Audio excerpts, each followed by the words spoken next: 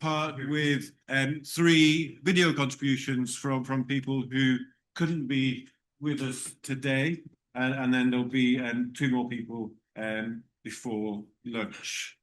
Okay, so I hope this works as well as it did when I tried it.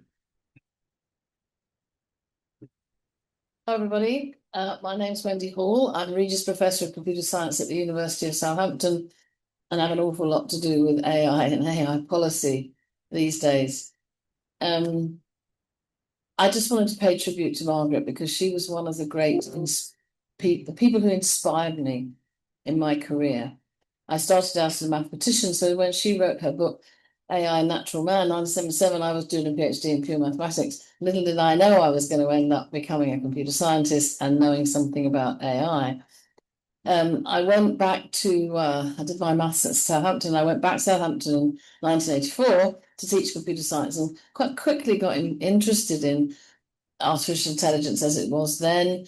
I started, my first piece of AI code was Prolog, using microprolog on a BBC computer to do an intelligent tutoring system, which seems mad these days. And I was also going out to MIT and learning at the feet of Seymour Papert and the epistemiology lab he ran there. And I also did some code in Logo, thinking about how students could learn using this amazing turtle device and programming in Logo.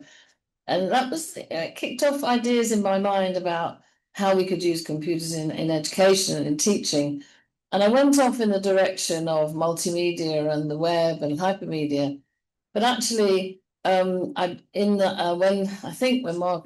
the second edition of Margaret's book came out in 1987, was when I was really thinking about these issues for the first time. And it was just such an inspiration to me. There are 2 things about it, really, but one was, she talks about how computational psychology can help us understand the human mind, which was a complete eye-opener, so ahead of her time. And she bridges the gap between computer science and philosophy, which again is amazing for that time. She thinks about how AI could help us understand human intelligence better, which is something we are thinking about again now. I wish she was here so I could go and talk to her about it. She writes about the mind as a computational machine, which was, again, way ahead of its time. Programs and people, how, we're not that different sometimes in what we try and do things. Intelligence, creativity, and consciousness, again, something which keeps coming back, and people play with this idea of consciousness. Can machines be conscious? Are human beings conscious? These ideas are so relevant and topical today. And the last point I wanted to make was she talks about the social responsibility of AI. So though she wrote this book in 1977, before most people had ever heard of AI, before the microcomputer generation, before anything was happening that people knew about. And she's talking about the social responsibility of AI, which is what I go out and talk to audience about all the time now. How do we make sure that the AI that we're building, that the tech bros in California and Shenzhen in China are building, is good for us, right? Whose responsibility is it to make sure that these machines are good for us and are not going to turn us into mindless lumps or that are unnecessary or are not going to take over the world or go rogue or all these things. Again, Margaret was just so ahead of her time, a real visionary. The other thing I got from her, just to finish with, was I looked up the date. She started out as Dean of Social Science when she started moving into management circles. I know all about that. I was a dean here myself. She became the founding dean of the School of Cognitive and Computing Science at Sussex.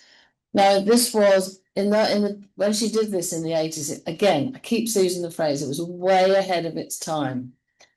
Unbelievably, as established, completely interdisciplinary, and mixing these 2 topics in a way that nobody else was doing. And that was a huge inspiration for me. And I used that when I was thinking about setting up the interdisciplinary institute and discipline that we called web science. We were looking at how you study the evolution of the World Wide Web as a socio-technical system.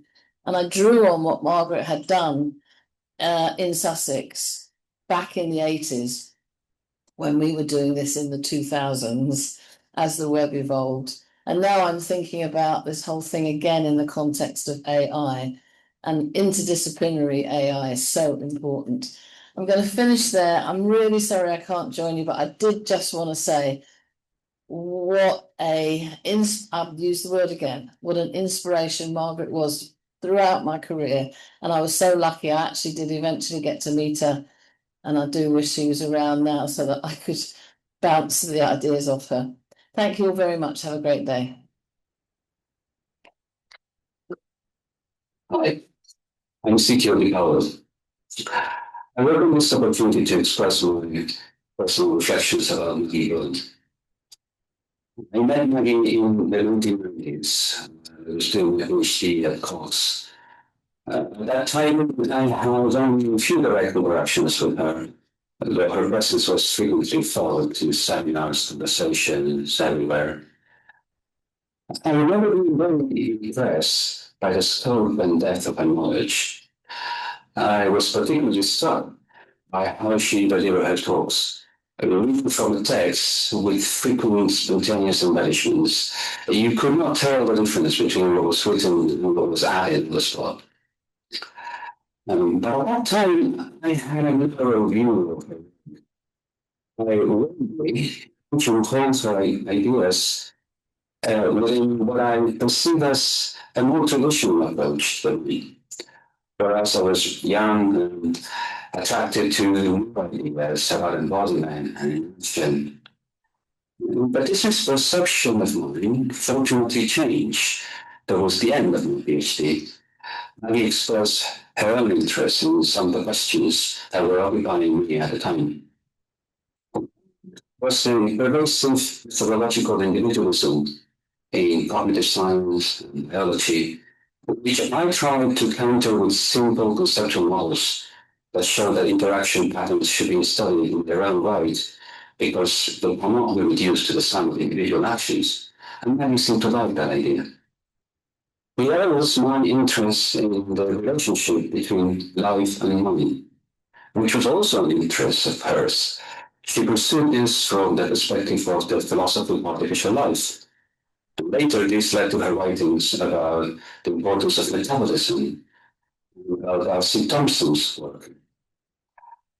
I'm happy to say that my appreciation of Moody changed a lot when I started working as a lecturer at Sussex. We didn't have frequent meetings, but we did have a few that were very significant for me. She was one of the first readers of my 2005 paper on activity, agency, and autopoiesis, which she helpfully connected with her own interest in the origins of teleology. I learned about some of her favorite authors, William McDougall, Gordon Allport, whose work on becoming I later incorporated into my writings, specifically thinking of me. Like everyone who approached her monumental book, This Machine, I was impressed by the depth, detail, scientific reflection, social commentary, and human side of her history of cognitive science. This remains one of the towering achievements of the field. It was very encouraging throughout my years at Sussex. She often left funny notes on the last postcards. Congratulations on learning to read, she wrote when I became a reader. Interesting stuff with 3 exclamation marks when I sent her the manuscript I was working on. The last postcard she sent me was when I left Sussex at the end of 2009. It is very poignant, and I keep it always on my bookshelf. There's a picture of Charles Darwin wearing a dark coat and hat, looking pensive. And he wrote, "Do you think that your research professorship will eventually make you look as distinguished as this? Congratulations anyway." One can smile at those, and I did. A nice farewell message to remember her by. But to me, this postcard set a horizon, a direction for growth. as few other gestures have done. I imagine myself answering this message. Maggie, I'm trying. I'm even letting my wheel go longer. For everything, but particularly for this last gift, I'm forever grateful to Maggie Boden.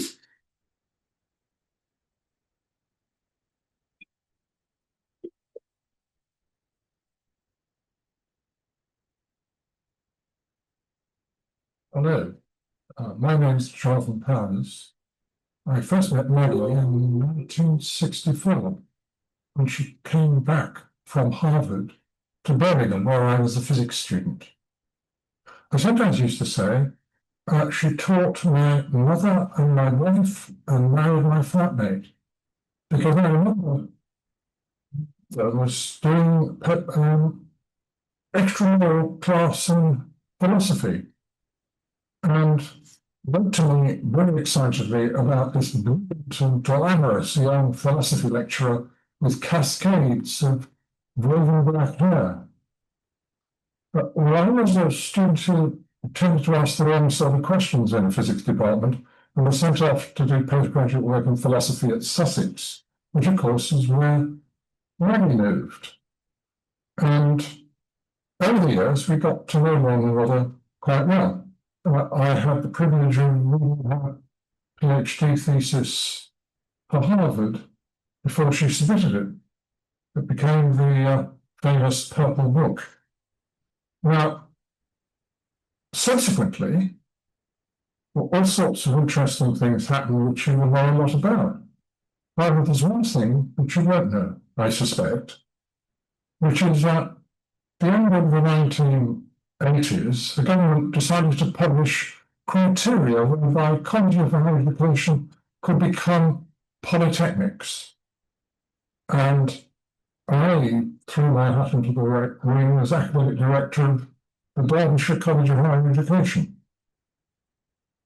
There were clear criteria to meet, and by the end of 1991, I achieved them. And I banged in an application to become a polytechnic to Ken Clark, who decided the following Monday to change the rules and insist that anyone else wanting to become a polytechnic who would automatically become a university the following year would have to get full powers to award research degrees from the CNEA, which typically had taken over 20 years. And in fact, only 12 polytechnics ever managed to do it. However, seizing the opportunity to try and do ourselves a favour, I recruited a lot of very talented people at Derby, and we were able to convince the CNEA that actually there was something rather special about the way we were doing things. And indeed, the report on our bid to get research degree powers, which was technically impossible, really put us ahead of institutions which got those powers automatically the following September. Indeed, one at least was turned down even to register students for MPhil, which put us into the spotlight, as it were. However, there was no way technically the CNA could agree to this. So what we did was decide that what we had to do was to recruit a research advisory council of such distinction that the CNA would simply have to hand over the authority to validate our research degrees to this body. The problem was to persuade people to cut on board. The first person I spoke to was Maggie. And she said, Jonathan, I wouldn't do this for anyone else, you know, but all right. It's absolutely crucial because I'm from Cambridge and Durham, people in the Royal Society, the Royal College of Art, Warwick, president of the Sociological Association, and so forth, to get the most distinguished group of people to set foot in Derby since the days of the Royal Society. Indeed, subsequently, I traced the roots of Derby University back to Erasmus Darwin's Philosophical Society, in 1785, but that's another story. If people hadn't said yes, they probably wouldn't have come on board, certainly not so easily. And if that hadn't happened, Derby would not have got university at the same time as the polytechnics became universities. The consequence of Maggie saying yes is that this institution and the city has been utterly transformed.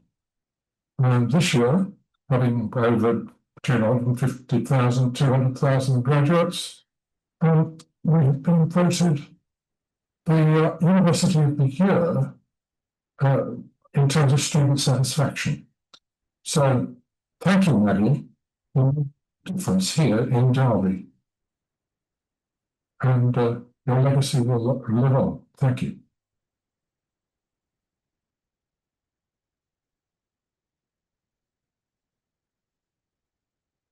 Okay, very good. So now we've got some recollections from Michael.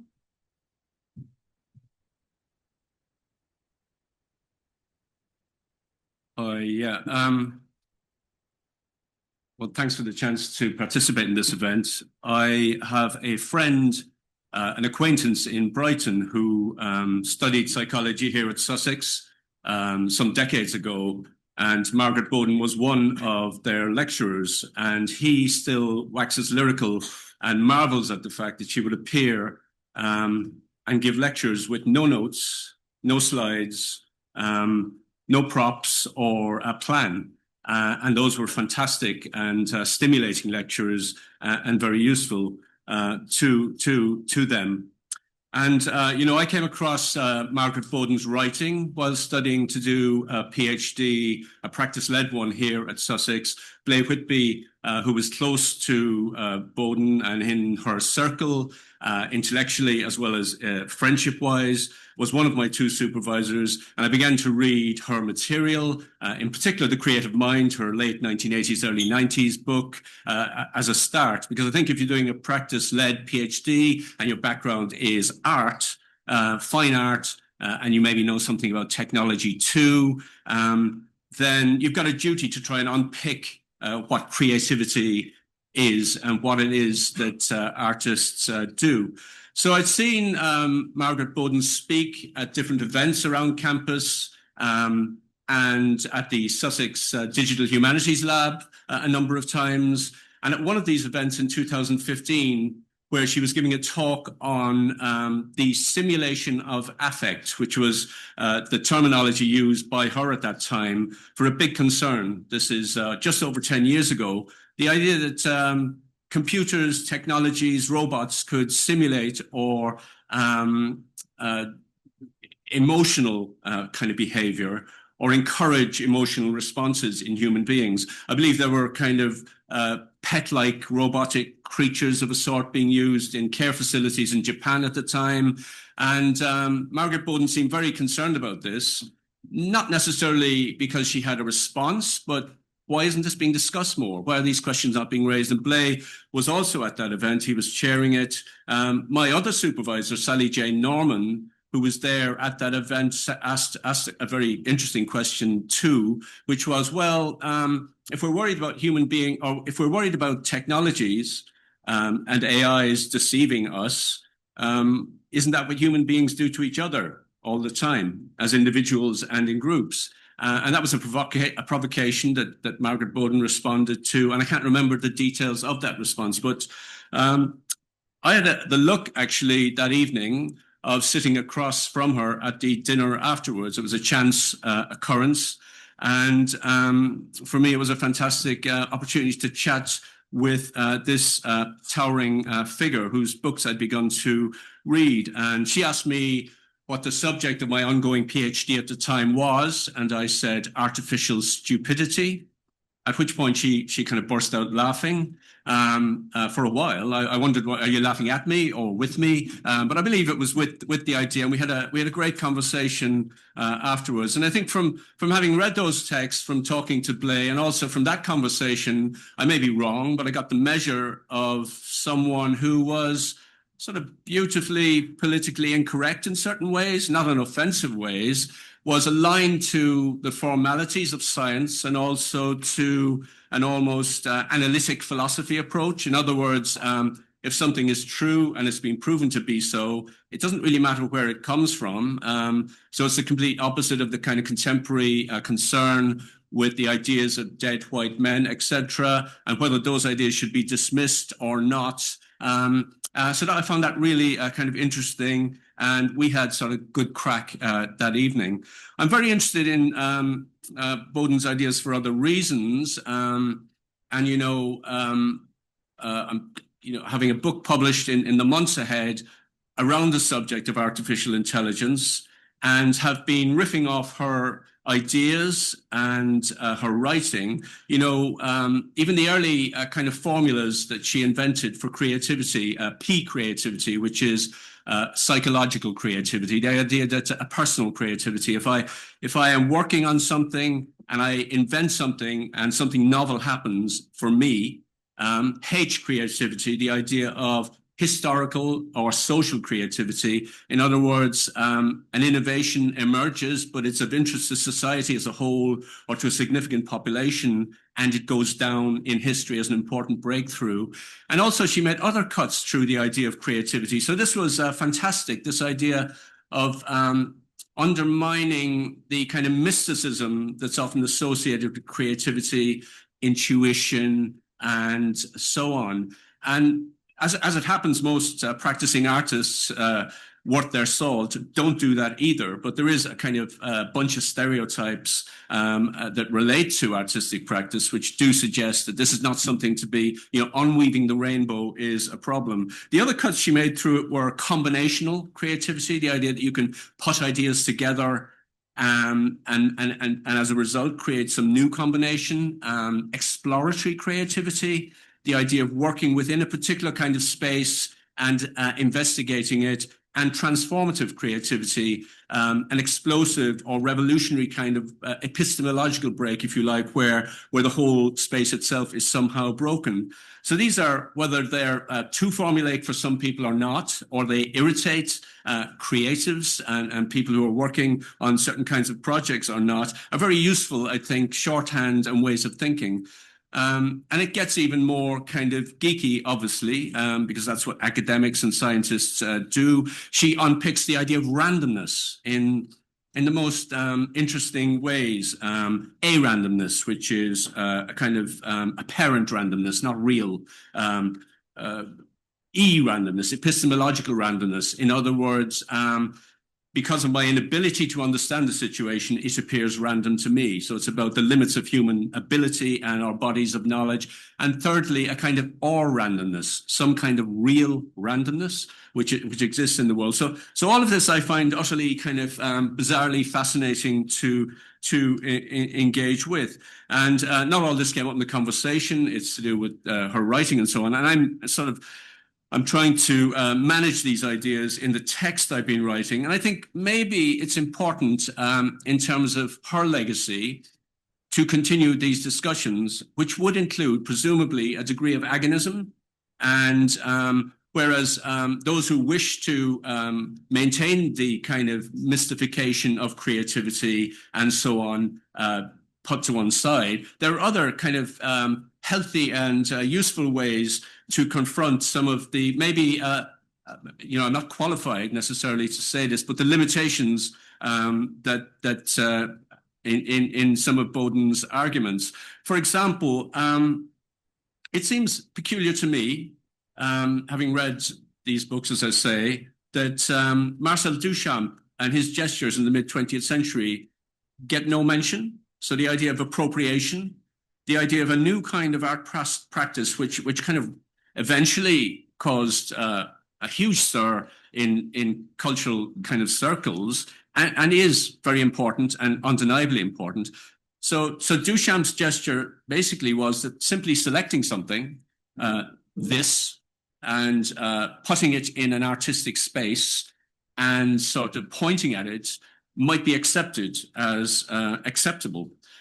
So what's in that's of interest? Easy to dismiss, of course, and people often do dismiss Duchamp as a kind of joker, the art and language critical or sort of conceptual artists in the 70s riffed off Duchamp in different ways. And there are all kinds of things you could say. But actually, the origins of the word intelligence in Greek does have something to do with simply selecting and deciding this or that. So there could be a rich area to consider. Secondly, someone mentioned this in one of the previous presentation, but the idea of the individual as intelligent, as opposed to it being connected with somehow social social operations.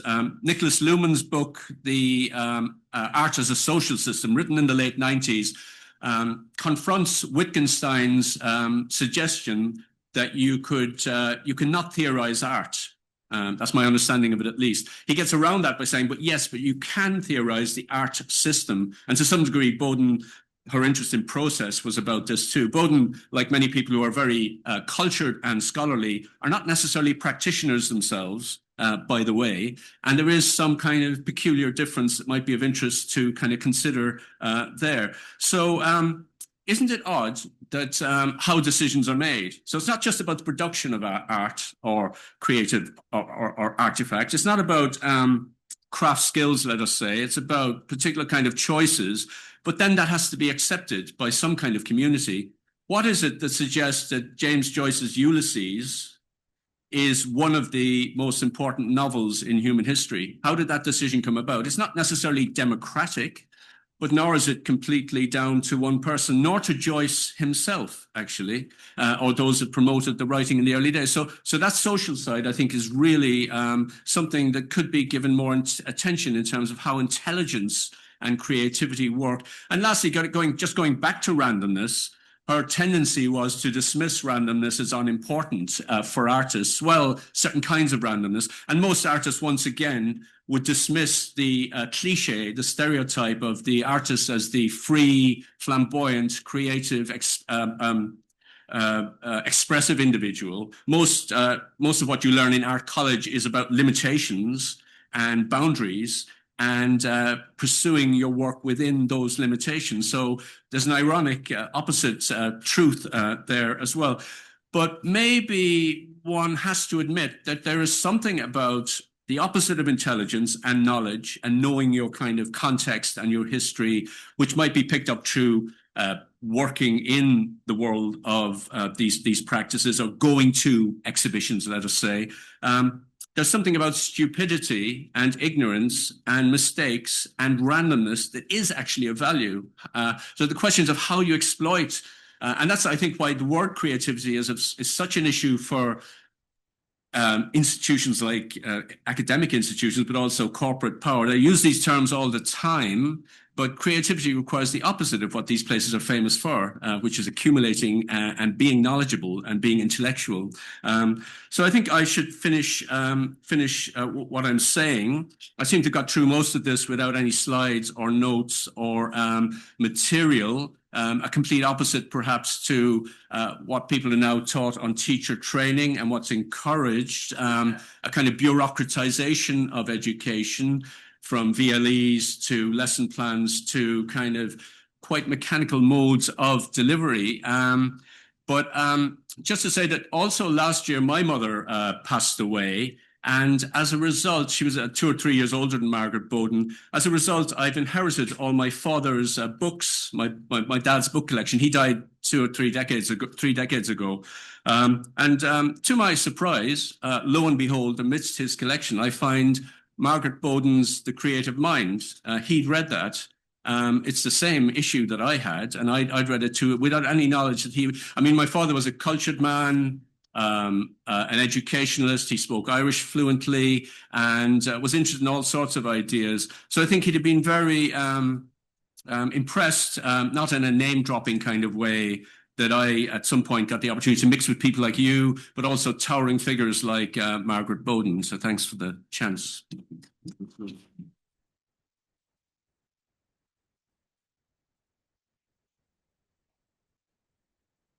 Thanks, Michael. I like the way you didn't have any props, but you did have a little thing to support yourself, pretending to have a prop. That's the instructions for the lights. So, Is it me? yes, Blake. I may or may not have slides. Thanks, Mihul. It's obviously a high point of anyone's career, well, it's a high point of my career, to supervise a doctoral thesis on artificial stupidity. And for the rest of you, I would say it's a very good piece of work. Some quite interesting ideas in there. All right. My name's Blake Whitby. I'm an AI ethicist, but more to the point, I was a very good friend of Maggie Boden, and people have hinted at it in their talks so far, but I have to say that she was a very good friend to her friends. So right from meeting her 1979, as a postgrad philosopher coming to Sussex, through to our film afternoons in the care home where she ended her days, she was always a very good friend to me. And maybe like so many other people in this room, but especially she completely inspired my choice of career. Right? By 1980, I'd seen that the ethics of AI were a substantive, meaty, real-world problem area that a young philosopher could get into and apply some philosophical expertise. Although I have to say that I was at least 40 years too soon. If I was looking for a job in AI ethics now, well, I know because my inbox is swamped with such jobs.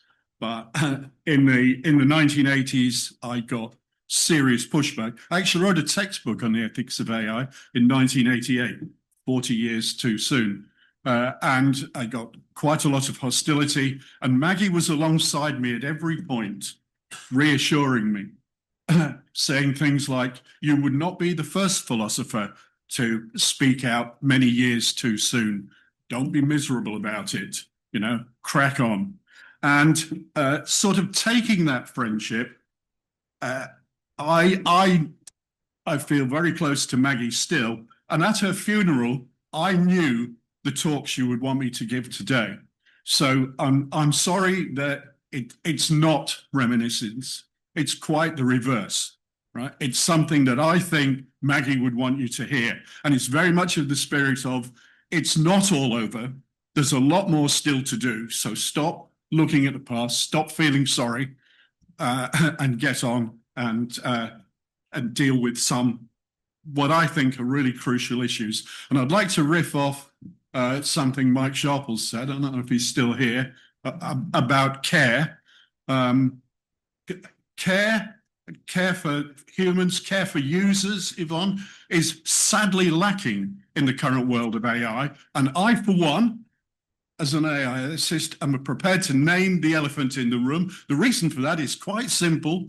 Most modern AI is designed by, working for, and wholly owned by people who don't much care. You know, it's not their first priority. Money is their first priority, and it shows. But this is what I...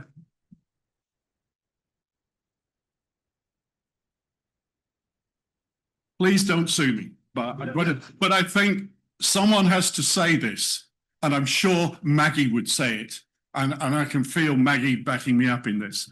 Okay, a long time ago, 1997, Robert Pepperell, in a book called The Post-Human Condition, said, here we go, Boden and Whitby speak from an outmoded humanist perspective, right? Outmoded humanist. I reported this to Maggie, because I read this book and she didn't. I don't recommend that you read it, but I've read it so you don't have to. There is a post-human manifesto occupying about 10 pages at the end of it, which I've found very useful over the years. So I reported this comment to Maggie and she said, guilty as charged. So I think we can take that as Maggie's attitude on this. But that's just one offhand comment. Since then, there's been a serious piece of work, well-funded, it's got EU funding, this work, by Michael Scholschi, attacking a publication which has both my and Maggie's name on it, and also Joanna Bryson, who's here today, is another co-author of the EPSRC principles of robotics, right? Right. And they say we failed. We did a lot of work, actually. I would not like to say we just had a junket at the expense of the EPRC, where we did a lot of work, and I'll maybe say a little how the work went. We didn't begin with an adequate understanding of what it means to be human, right? I'm afraid I disagree. I think we understood what it was to be human perfectly well. Notice the same insult is coming out here. Instead of outmoded, this time it's outdated. The false, outdated assumptions of humanism. Right? The humans that we were trying to speak for didn't exist and are not shortly going to be made obsolete by human-machine hybrids. So quite a common view in this area. And Ernest has already given me a little clue in his talk as to what Maggie would have thought of this, right? When she said, can we exclude French philosophers, right? Her contempt for postmodernist trend in philosophy was loud, and I can still hear it in my ear. And again, I don't think she'd think much of the post-humanists telling us we're out of date. And one of the things that Chelsea says we should do in this paper, or we should have done, is to begin our principles with a preamble defining what a human being is. And I'm going to look at Joanna here, who was there, and say, pragmatically, that's laughable, because on our first evening as we assembled, we were harangued. I can't use any other word. We were harangued by a tall, elegant woman, a BBC science presenter called Vivienne Parry, who said, you're not here to produce academic waffle. You are here to produce a set of simple principles, Asimov's 3 laws for the 21st century, that are readable by, well, she said the Sun, but readable by the people who purchase the British tabloid press. And I put it to you that if we'd started our principles with, we consider the following entities to be human, that would have alienated the British tabloid press. So realistically, that wasn't going to happen. But here's the reference, connection science, right? A new, more flexible conception of what it is to be human. And I know Maggie, I know that Maggie would want me to say this, and I'm sorry I'm giving you substantive philosophy just before lunch, right? But I don't agree, right? I really don't agree. Okay. I don't think we need a more flexible definition of what it is to be human. In fact, I see some very ethically dubious trends in going in that direction. Oh, and those of you who've been keeping up to date with Vatican publications, and I hope that's at least some of you, will have read, because I will have read in Pope Leo XIV's latest encyclical that the current Pope has come to the same conclusions as me and Maggie, right? He may have been told in some supernatural way. Maggie and I did it in a purely logical fashion. We are secular. Well, I'm speaking for Maggie. I'm a secular ethicist, and I think this is wrong. The fact that the Pope agrees with me is interesting. You can discuss that over lunch too. So I want to claim humanism is not outdated. And I can feel Maggie's hand on my shoulder here. She would want me to say, humanism is not outdated. And in the age of machines, someone must speak up for human values. That's more or less what the Pope says. Someone must speak up for human values. Now, there's a nasty technique of argument that's quite common in the postmodern area, but I found it in other areas too. It's a variation on argumentum ad hominem, but instead of saying Whitby's an idiot, what you do is you apply a label, a technical philosophical label. It's argumentum ad classis, right? So it goes, you're a humanist. Descartes was a humanist. I've got an argument against Descartes, therefore I've got an argument against you, right? Can you see how that's a deviant style of argument? Happens all the time. You know, just pick your label. Compatibilist, anti-realist, right? And it's one of the reasons I don't like technical terms in philosophy.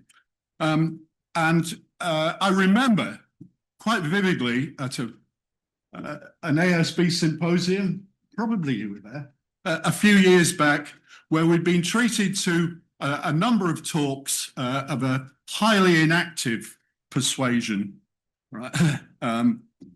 There's a lot about embodied AI and stuff like that. And Maggie stood up and made an interjection. She said, I'm sick of hearing how we cognitivists haven't changed our views since Descartes. It's not true, right? And in the spirit of Maggie, I'm going to say, I'm sick of hearing how we humanists haven't changed our views since Descartes. That's not true. And to forestall that type of argument, I'm going to grant the post-humanists a whole load of things. So they don't use argumentum ad classis. You're a humanist, so therefore you believe all this. Right. Human beings are individual and various. You'll remember in the famous, he's a naughty boy scene from Life of Brian, you can all chant, we are all individuals, right? Bobby Ball is not Shania Twain, right? I'm not homogenizing humanity. I can accept that everyone's individuals. I don't believe in separation from the natural world. We are part of a big ecosystem. We've evolved out of it and all life is one. We're dependent on it, right? And I don't believe in human exceptionalism. Humans don't have any special rights compared to the rest of the natural system. I'll also accept that we've always had an intimate relationship with technology. Hell, I'm an AI ethicist. And notice when we describe our own history, we just talk about it in terms of technology. The Stone Age, the Bronze Age, the Iron Age, right? Of course, we've got an intimate relationship with our technology. Nor do I force, I'm not even opposed to bio-machine hybrids of all sorts. And I accept they're coming. The direct brain interface, Neuralink in proprietary terms, seems doable to me. I'm not a neuroscientist, but I can accept all this is coming. And there will be a greater and progressive merging of humans with their technology. So I'll grant all that to the post-humanists.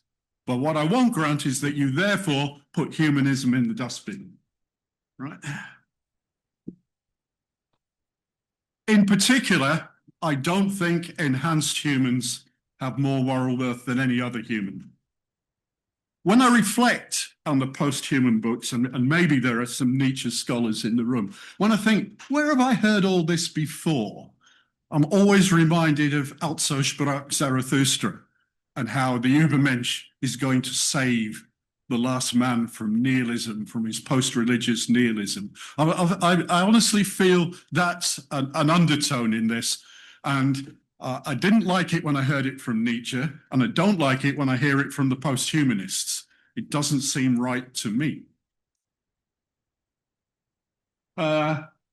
If you turn up in my Zoom meeting alongside your AI avatar, as the kids do these days, you don't get 2 votes, right? You don't count as 2 people. You don't even count as 1.5 people.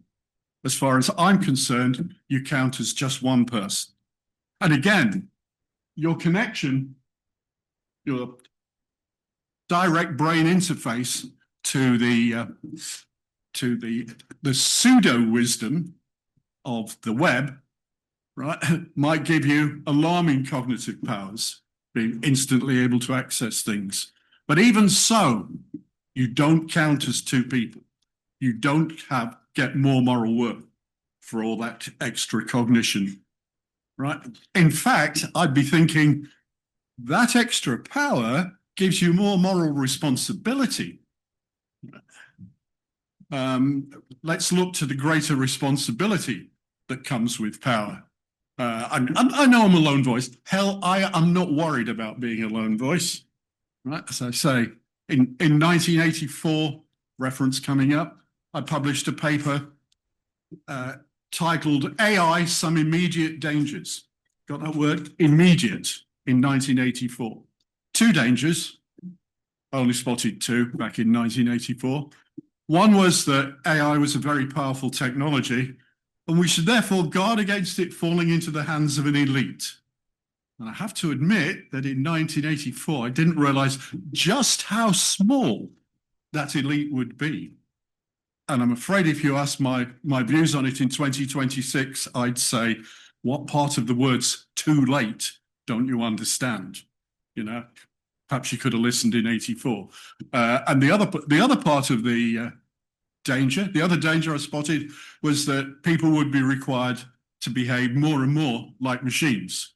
Jobs would be routinized. We've heard some of it about higher education, about performance tables and charts, basically making people behave more like computers. So it doesn't surprise me that 40% of workers are at danger of having their job replaced by a chatbot, because we already made that social change. We already turned people into chatbots and told them to turn off their creativity or their artificial stupidity. We already made that change. Yes, and so on any panel of experts drawing up a code of conduct that I'm a member of, no, a biomachine hybrid will not get more rights than a human being. Someone has to speak out for the humans. By all means, disagree. People have disagreed with me all my life. In fact, if it wasn't for Maggie's encouragement, I might many times have given up. But there's at least 5 kind references to me in the Minder's Machine book. Nice to have someone believe in you. And look at, yeah, if you want to push back at me, you can. Right? I think it's, Pope Leo might use a stronger word, but I think it's a serious moral mistake to say that machine-human hybrids are morally more deserving than humans. By all means disagree, but I want to push back against it. Thank you for listening.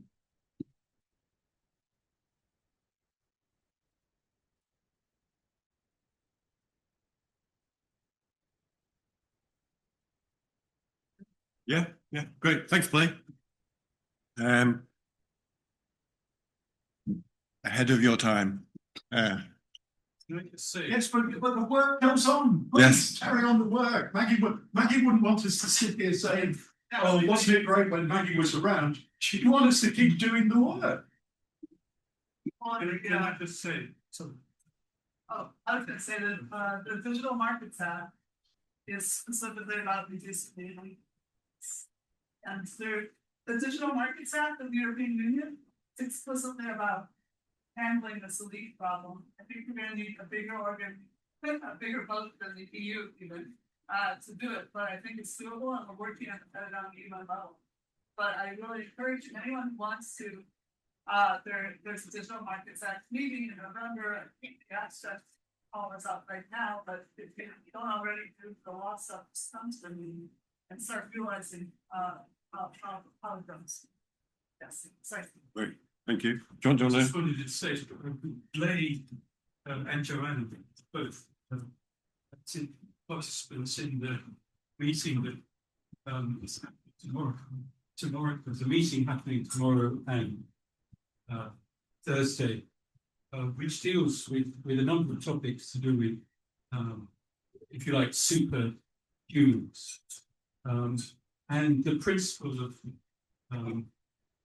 everyone to count as one, and human count as one, and no one for more than, is one of the things that I hope will be discussed. And it's particularly under pressure from the fact that intelligence has become enhanced intelligence. And so many may well say, those particularly based in San Francisco and other such places, that their enhanced intelligence may also be enhanced consciousness and enhanced moral worth, and therefore that they should count as moral. I'm sure Maggie would want me to say no. Well, quite. So that's one of the things we're going to hopefully talk about. Steve? Anyone else? Yes, okay, why not? Do you want me to stay at the front? Sure. I'm used to living. Do you notice something? What? I do notice something. Being sensible. Something to say. I know, Honestly, something else. Right. I want to thank you for what you just spoke about. I think in a small way, this meeting today. Yeah, this meeting today gives me hope that there's an opportunity to push back against what's been sold to us as this future world of AI, where basically AI now becomes a large language model. What I loved about being a cogs with Margaret Boden was the notion that AI was really about computational psychology, understanding people with the pain of computers. I think it's really important. The reason I was just going to mention, there's a book that I literally just got a copy of, The Reverse Centaur's Guide to AI, which you might be interested in, which talks about the risks of what happens when we become beholden to AI systems and issues. But anyway, I just want to thank you. I will follow your lead and continue to try to, in a small way, to continue the work supporting future. I took early retirement to become a computer science teacher. I spent my whole career working in AI. I think it's vitally important to help Generation Alpha, Generation Z, have a true understanding of AI issues and try and help each generation. Thank you. Can I just pop send? Yeah. Pop send to. Oh yes, You're in charge. yes, of course. You can have a full seminar in the autumn where people can push back if they like, and they'll get pushed back against. Yeah, I mean, I think what's come out from a lot of these talks, but particularly that last one, is the thing that I keep thinking of with Maggie's thinking in the current climate is that the interest I have or always have had in AI is as a tool for understanding humans, not as an engineering project to make something which will enrich a few people. Yeah, that's an important aspect of Maggie's thought, I think. Okay, so